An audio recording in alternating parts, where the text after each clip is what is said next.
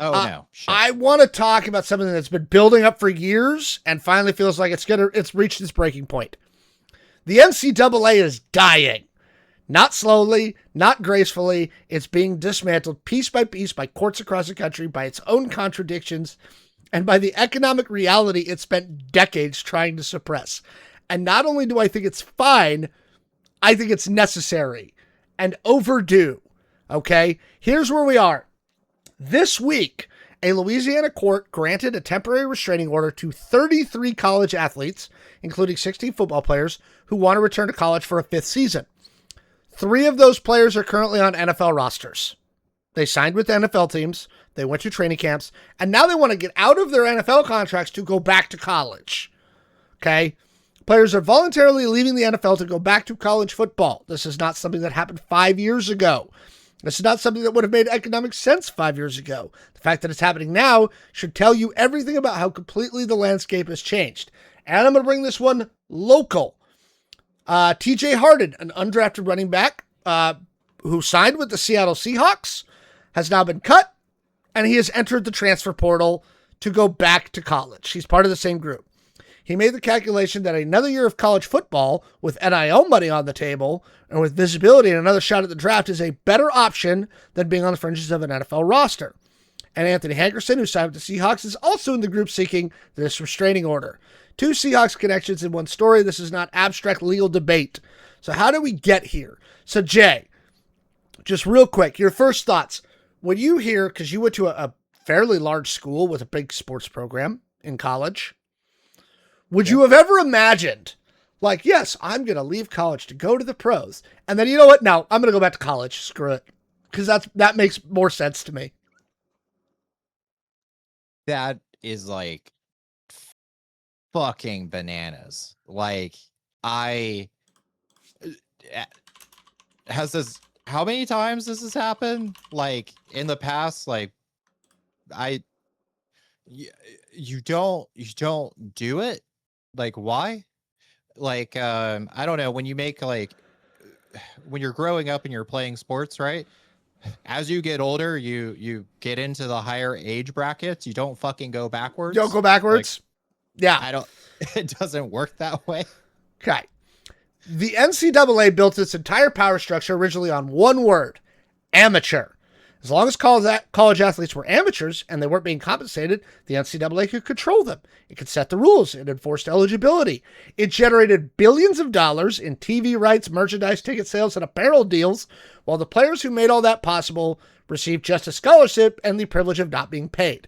That was the deal, and for decades, the NCAA defended it in court, in Congress, in public with the argument that amateurism was essential and noble foundation of college sport, that paying players would destroy the character of collegiate athletics, that the amateur ideal was worth protecting. The NIL killed that argument. In 2021, the court ruled unanimously against the NCAA. Okay? The floodgates opened. The NIL deal started flowing. Players started getting paid. And the fiction, because it was always fiction, of amateurism, right, which had never been anything other than a legal strategy to suppress player compensation, was exposed for exactly what it was. The amateur deal is dead. Okay? The NCAA just hasn't finished that funeral yet. Back to you again real quick, Jay. Do you think that they should have always been paid? Or do you think that this, like, was it that the NCAA got too greedy and just were like, we're hoarding, and somebody finally woke up and was like, no. What do you think about that? I think they should get paid. I am from the South. I went to FSU. We were still undefeated in 2023. Okay, regardless of us not making the fucking playoffs, but that's not the point. And like in this area that I lived in, we called it LA. A lot of people called it LA, Lower Alabama. And you would have a lot of Roll Tide fans. Like and I will say this, like watching Alabama football was very exciting. Amazing at the sport of football. But if you grew up in the South, that is a whole business. Like Alabama built a business around their football team that's like generating millions and maybe billions of dollars. And the fact that like the college athletes would get nothing. And here's the thing, because I do have some friends that went on to sign for sports. And I was also in like when I went to school for engineering, someone that was in my graduating class had a baseball scholarship. But here's the thing. When you are on a sports scholarship, they limit your choices to what you can study. So like the person I knew that had a baseball scholarship, he had to go through 4 years of marketing school. Sorry, not marketing, communications. He was a communication major.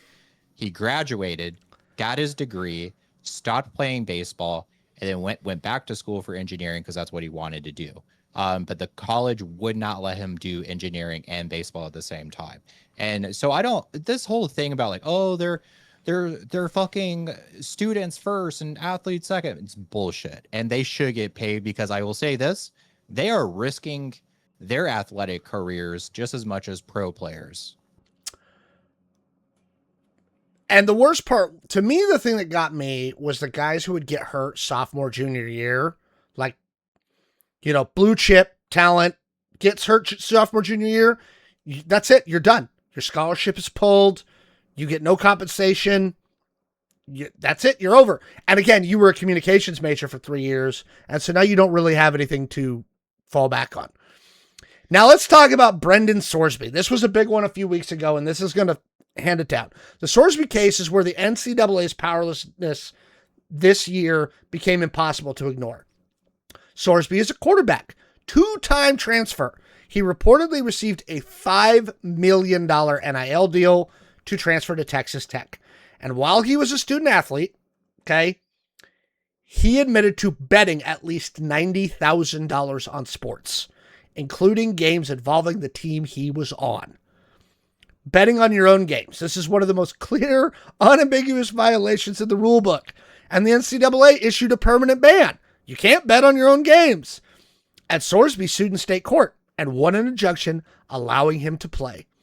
A court looked at the NCAA's permanent ban for betting on your own games, one of the most obvious violations imaginable, and said, nah, he can still play. Harvard Law professor Michael McCann called the ruling stunning and said it lacks a cogent explanation, and it took the Big 12 Conference filing a separate lawsuit against Texas Tech to stop Sorsby from playing. The NCAA couldn't enforce its own rule. A conference had to come in and clean up the mess for them. If you can't enforce a permanent ban on a player who bet on his own games, what exactly is the NCAA here to enforce? What authority do they actually have anymore? Because that answer, especially with guys going from the NFL back to the transfer portal and winning court cases, the answer is I don't think the NCAA actually has any authority left.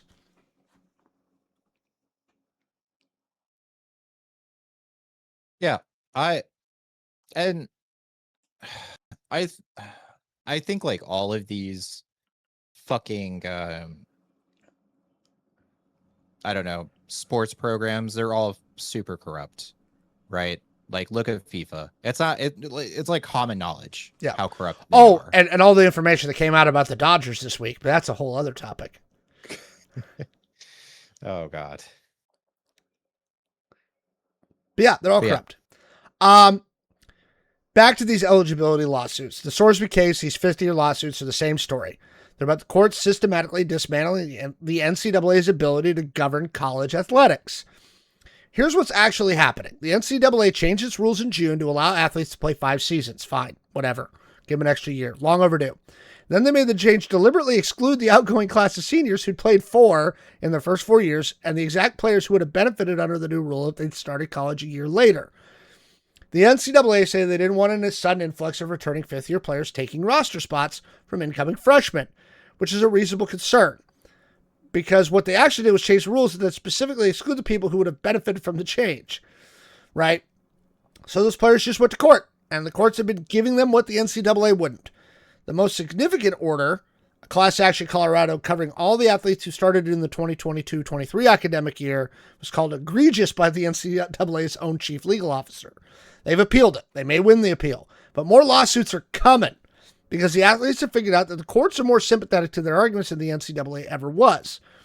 And this is what institutional collapse looks like. Not a dramatic moment, a slow accumulation of losses in court and public opinion and in the economic reality until the institution's ability to govern is basically gone.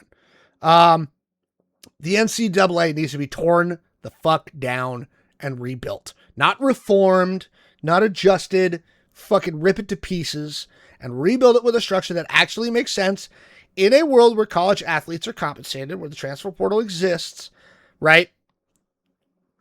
And where these kids aren't getting completely hosed, right?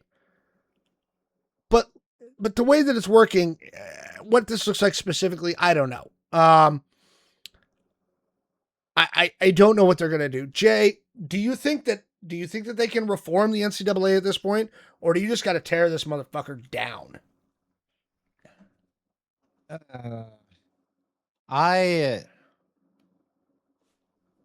I think you need to tear it down and just build something else. I don't know. I don't think you can. No. That's it. And I think remind me, haven't there been talks of like other teams just forming their own fucking governing body themselves and just playing outside of the NCAA? There's been talk of it, but I don't know if it's gone anywhere, and I don't know if they can do it. Again, I think it would be a long court fight. Somebody in the chat brought up, some of these kids, the scholarship's the only way they can get out of the situation they're in. This is life-changing for a lot of people, right? To play professional sports, to play at the college level, right? It's a massive deal. It's a massive deal. Yeah. I don't know if it's like, look, we just got to remove some sports from college athletics, right? Like, sorry, football and basketball. We can't do that anymore. There's too much money around it, right? Yeah. Yeah. I don't know what it looks like, but they've got to tear it down. They got to start over.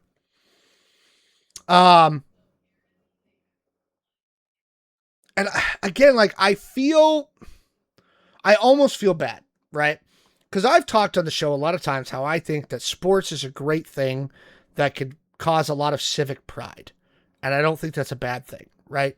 Cities come together when their teams win championships, right? It's a huge deal, right? Look what happened with the World Cup this summer and how it brought everybody together. It was an amazing experience for the whole country. And for some of these places, the reason I think you end up with the Alabamas of the world is you're never sticking an NFL team down there. Okay? You're just not. Okay? They need something. Alabama doesn't have a baseball team and a basketball team and so this is what they ended up latching onto, right? This became their element of civic pride. Although it's ironic, and I have this from good authority, a friend of mine, she went to Alabama, and she will be the first one to tell you, the majority of the incoming class every year at Alabama is not from Alabama. Oh, yeah. Yeah. The majority of their incoming class every year is out-of-state students. 100%. Yep. Right. So I don't want to take it away from them because I don't think it's bad to have a sense of civic pride, but yeah, the NCAA, they gotta figure this shit out. Because it's basically just turning into minor league football at this point. So anyway, let us know what you think in the comments below. All right, now we're going to go back to nerdy things. Don't worry, chat. Yay. But I thought Jay has actually a good perspective of this because Jay did grow up in, northern Alabama or northern Florida, southern Alabama, weird fucking part of the South. You have a lot more direct exposure to it than I do. Hey, Alex. What? I think we are offline. Oh,